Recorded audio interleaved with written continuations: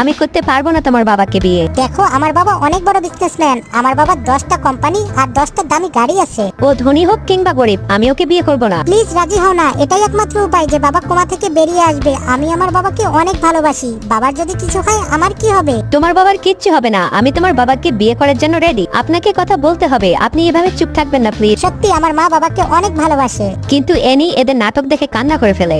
এই ধনী মানুষদের খাট সত্যিই কত নরম। জাম্প করতে করতে এনি রাফির উপরে পড়ে যায়। আরে ইনি তো ঘেমে যাচ্ছে, এই রুমের এসিটাও ঠিক নাই। তুমি আমার আম্মুকে দেখছো? সকাল থেকে দেখতে পাচ্ছি না। আমার মনে হয় তোমার মা টাকা নিয়ে পালিয়ে গেছে, টাকার জন্য তো ও এখানে এসেছে। ও এরকম একদম না।